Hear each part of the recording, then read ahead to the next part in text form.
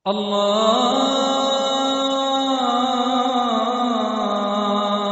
أكبر الله أكبر الله أكبر الله أكبر.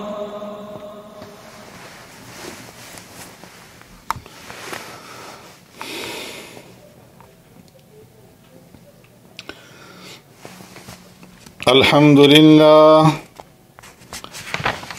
لله وكفى والصلاة والسلام على سيد الرسل وخاتم الأنبياء. أما بعد فأعوذ بالله من الشيطان الرجيم. بسم الله الرحمن الرحيم. حاميم عين سين قاف كذلك يوحي إليك وإلى الذين من قبلك الله العزيز الحكيم. صدق الله مولانا العظيم. معزز سامعین و ناظرین، السلام علیکم ورحمۃ اللہ وبرکاتہ۔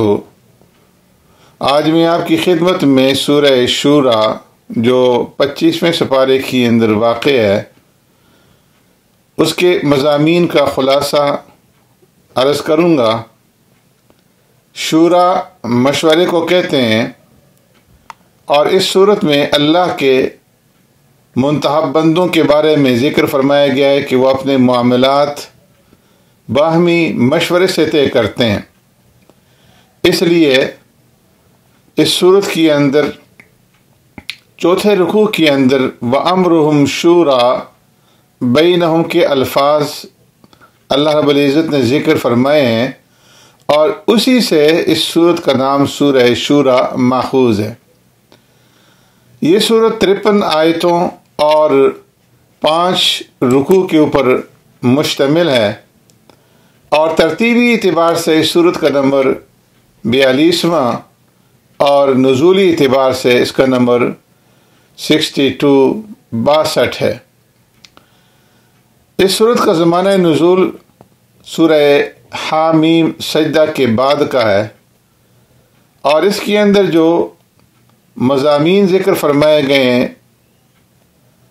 ان میں سے چند ایک کی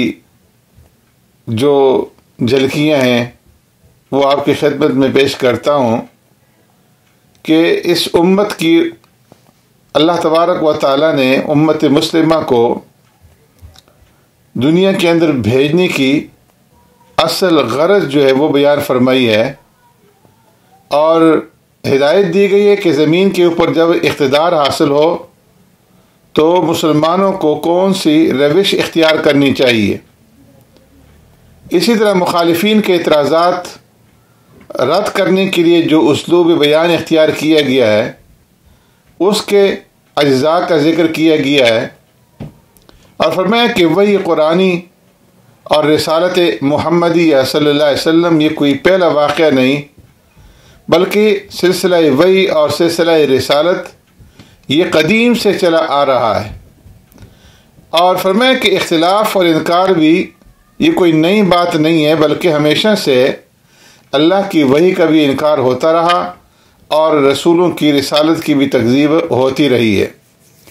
اللہ تبارک و تعالیٰ نے انسان کے اختیار اور آزادی عمل کو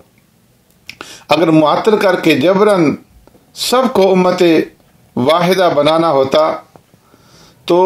اس کے لیے کوئی دشوار نہ تھا، مگر اللہ نے انسان کو آزادی فکر اور عمل دی ہے، اور اس لیے دی ہے تاکہ یہ امتحان دیا جائے کہ وہ انسان جو ہے عقل اور بصیرت سے کام لے کر کے اپنی رضا، اپنی رغبت اور اپنی خوشی سے اللہ کی اطاعت کرتا ہے یا نہیں۔ فرمایا اسلام اللہ کا وہ واحد دین ہے کہ جس کی دعوت ہر زمانے کے نبی نے دی، اور اختلاف کرنے والوں نے اختلاف بھی کیا۔ حضرت نوح علیہ السلام ہوں یا حضرت ابراہیم علیہ السلام حضرت موسیٰ ﷺ ہوں یا حضرت عیسیٰ ﷺ، تمام ہی انبیاء اور رسولوں کی بعثت کا مقصد یہ رہا ہے کہ اس دین کو قائم کریں،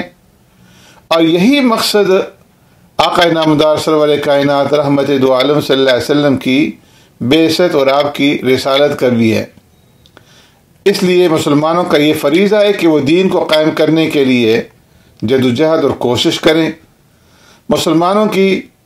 جو کوشش ہوگی وہ رائے گاہ نہیں جائے گی، اور صبر اور اللہ کی ذات کے اوپر توکل کے ساتھ اس فریضہ کو پورا کرنے کے لیے جدوجہد اور محنت کریں تو اللہ رب العزت کی مدد اور اس کی رحمت ضرور نازل ہوگی۔ پیارے پیغمبر صلی اللہ علیہ وسلم کی ذمہ داری فرمایا کہ صرف تبلیغ ہے، برے اعمال کے خراب نتائج سے آگاہ کر دینا ہے، کسی کو زبردستی ہدایت کے اوپر گامزن کر دینا یہ نہ تو آپ صلی اللہ علیہ وسلم کی ذمہ داری ہے اور نہ ہی آپ کی امت کے جو علماء ہیں ان کی ذمہ داری ہے۔ تبلیغ اور انذار کے بعد اللہ کے رسول صلی اللہ علیہ وسلم کی ذمہ داری ختم ہو جاتی ہے، پھر ہر شخص کا اپنا عمل ہے، جو وہ عمل کرے گا تو اس کا وہ خود ہی جواب دہ ہے اور اس کا خود ہی وہ ذمہ دار ہے۔ فرمایا کہ اللہ تبارک و تعالیٰ کی رضا اور آخرت کی زندگی کی کامیابیوں اور کامرانیوں کا دار و مدار اعمال صالحہ سے وابستہ ہے، اور جن لوگوں کے اندر ایسی صفات پائی جاتی ہیں کہ وہ توکل کرتے ہیں اور گناہوں سے اور فحش باتوں سے بچتے ہیں اور عفو و درگزر سے کام لیتے ہیں، اللہ کی اطاعت کے اندر ان کی زندگیاں بسر ہوتی ہیں، نماز قائم کرتے ہیں،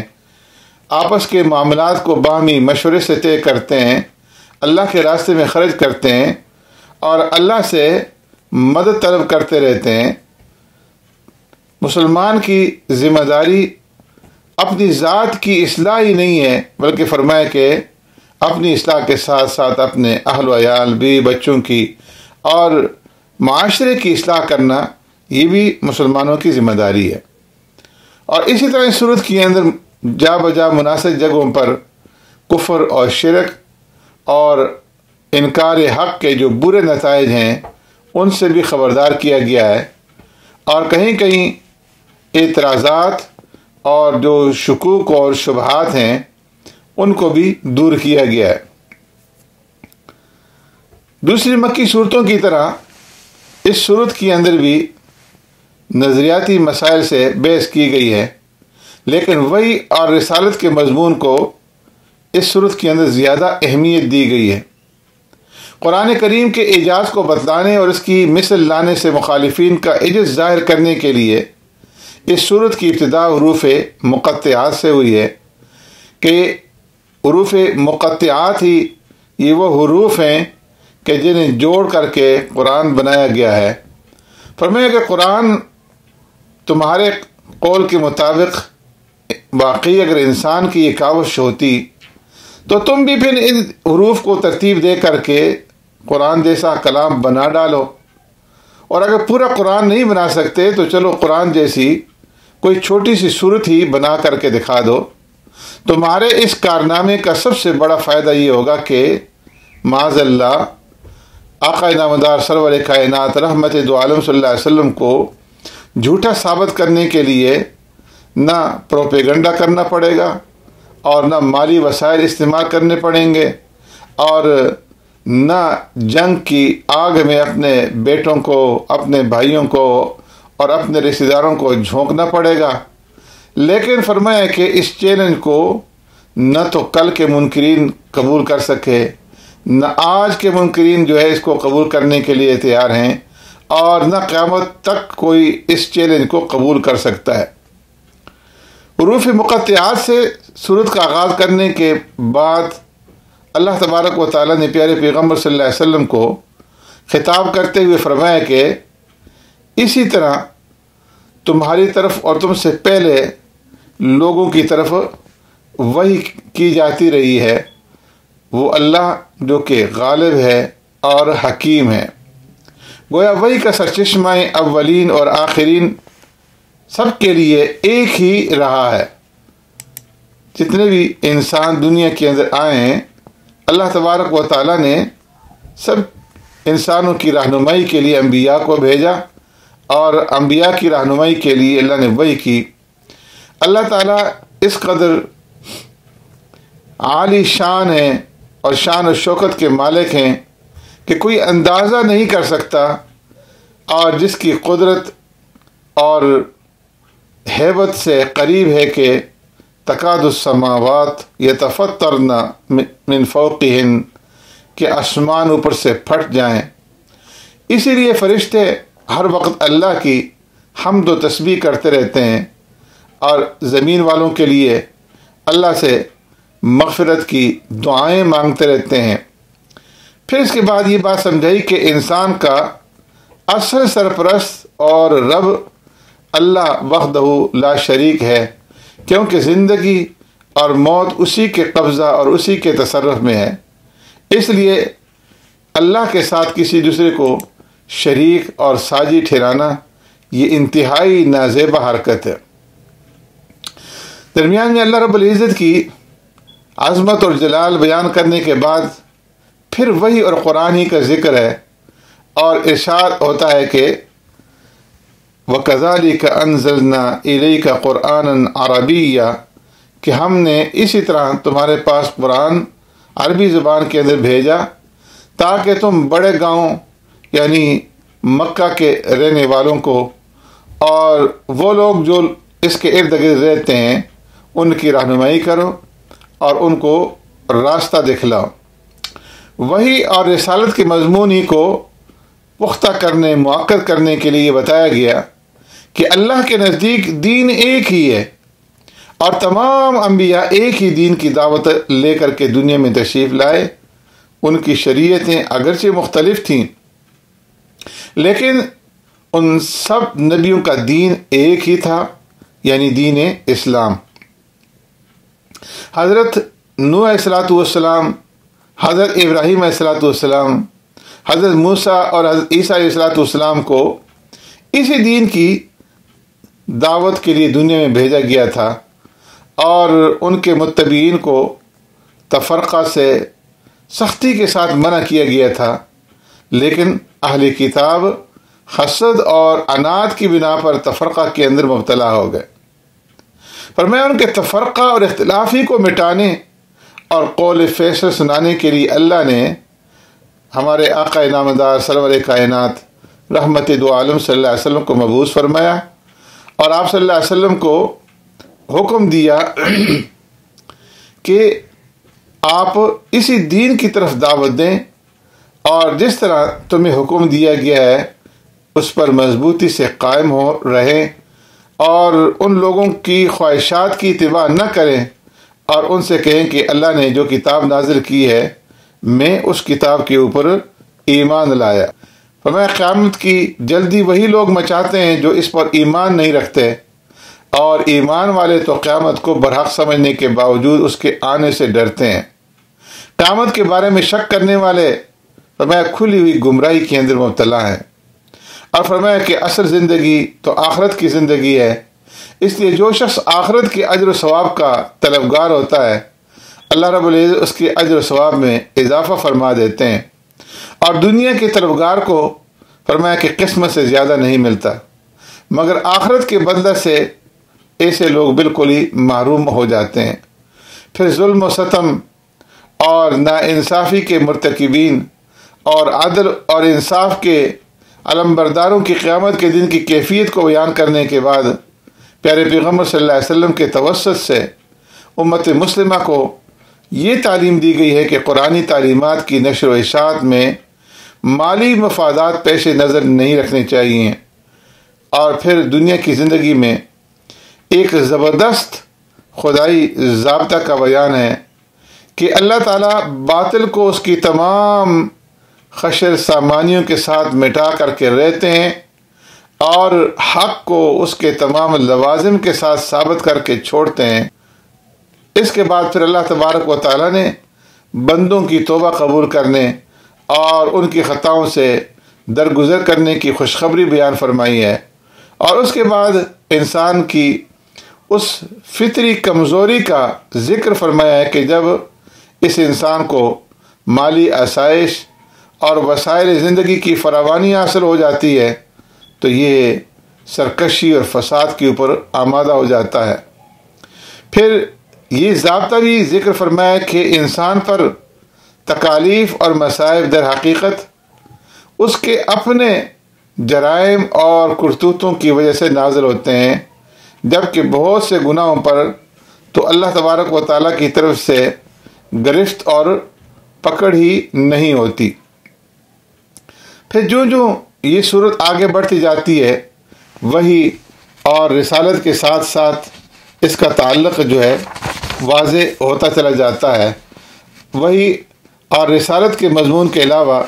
اس مادی جہان میں ایمان کے جو دلائل اور تکوینی آیات ہیں ان کی طرف پھر ذہنوں کو متوجہ کیا گیا ہے، اور ایمان والوں کی کچھ صفات جو ہے وہ اللہ تبارک و تعالیٰ نے یہاں پر بیان فرمائی ہیں کہ ایمان والے وہ لوگ ہیں وَعَلَىٰ رَبِّهِمْ يَتَوَكَّلُونَ کہ جو اپنے پروردگار کے اوپر بھروسہ رکھتے ہیں، وَالَّذِينَ يَجْتَنِبُونَ كَبَائِرَ الْإِثْمِ وَالْفَوَاحِشِ اور جو بڑے گناہوں اور بے حیائی کے کاموں سے پرہیز کرتے ہیں، اور فرمایا کہ وَإِذَا مَا غَضِبُوا هُمْ يَغْفِرُونَ جب غصہ آ جائے تو وہ معاف کرتے ہیں، وَالَّذِينَ اسْتَجَابُوا لِرَبِّهِمْ اور وہ لوگ ہیں ایمان والے جو اپنے رب کی فرما برداری کرتے ہیں، وَأَقَامُوا الصَّلَاةَ نماز کی پابندی کرتے ہیں، وَأَمْرُهُمْ شُورَىٰ بَيْنَهُمْ اور آپس کے جو معاملات ہیں وہ باہمی مشورے کے ساتھ طے کرتے ہیں، اور فرمایا وَمِمَّا رَزَقْنَاهُمْ يُنْفِقُونَ اور اللہ رب العزت کے دیے ہوئے مال میں سے اللہ کے راستے کے اندر خرچ کرتے ہیں، وَالَّذِينَ إِذَا أَصَابَهُمُ الْبَغْيُ هُمْ يَنْتَصِرُونَ اور اگر ان پر کوئی ظلم اور زیادتی کرے تو یہ مناسب طریقے سے بدلہ دیتے ہیں۔ یہ اللہ تبارک و تعالیٰ نے ایمان والوں کی صفات بیان فرمائی ہیں۔ یہ صفات اگر آج کے مسلمان اپنی اندر پیدا کر لیں تو مسلمانوں کی انفرادی اور معاشرتی زندگی میں ایک ایسا انقلاب جو ہے وہ پیدا ہو سکتا ہے کہ جو ان کی راہ جو ہے وہ ہموار کر سکتا ہے۔ پھر اللہ تبارک و تعالیٰ نے اس کے بعد للہ ملک السماوات والارض یخلق ما یشاء یہب لمن یشاء اناثا ویہب لمن یشاء الذکور یہاں سے کائنات کی تخلیق کو بیان کیا جا رہا ہے کہ اللہ تبارک و تعالیٰ کی صفت خلق میں کوئی اس کا شریک اور ساجی نہیں ہے۔ انسان کی تخلیق کو بھی بیان کیا کہ اولاد دینا، کسی کو لڑکی دینا، کسی کو لڑکا دینا، کسی کو لڑکی اور لڑکے دونوں دینا، یا کسی کو کچھ بھی نہ دینا، فرمایا اس میں اللہ تعالیٰ کے علاوہ کسی کا کوئی عمل دخل نہیں ہے۔ یہاں تک کہ ماں باپ جو اپنی اولاد کی پیدائش کے لیے ظاہری سبب بنتے ہیں انہیں بھی اس کے اندر کوئی اختیار نہیں ہے۔ قرآنی ترتیب میں اللہ تبارک و تعالیٰ نے لڑکی کا پہلے ذکر فرمایا ہے، اس لیے فرمایا کہ اگر کسی کے ہاں پہلی اولاد لڑکی کی صورت میں ہو تو وہ قرآنی ترتیب کے مطابق بھی ہوگی اور مبارک بھی ہوگی۔ اس کے بعد اللہ تبارک و تعالیٰ نے اس بات کا ذکر فرمایا ہے کہ وَمَا كَانَ لِبَشَرٍ أَن يُكَلِّمَهُ اللَّهُ إِلَّا وَحْيًا أَوْ مِن وَرَاءِ حِجَابٍ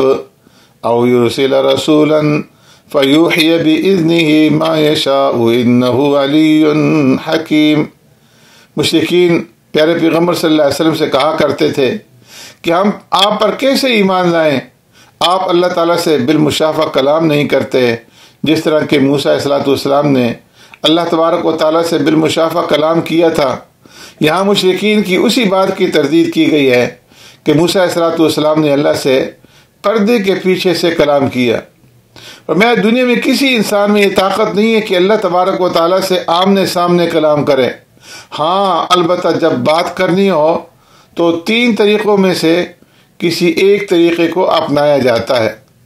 یا تو وحیاً الہام کے ذریعے اللہ تعالیٰ دل میں کوئی بات ڈال دیتے ہیں، من وراء حجاب پردے کے پیچھے سے، یعنی کوئی صورت تو نظر نہ آئے، بس آواز کانوں میں آئے، جیسے موسیٰ علیہ السلام کے ساتھ بات ہوئی، یا یرسل رسولاً تیسرا طریقہ یہ ہے کہ اللہ تبارک و تعالیٰ جبرائیل امین علیہ السلام کے ذریعے سے اپنا کلام اپنے پیغمبر پر بھیج دیتے ہیں۔ سبحانک اللہم و بحمدک نشہد ان لا الہ الا انت نستغفرک ونتوب الیک۔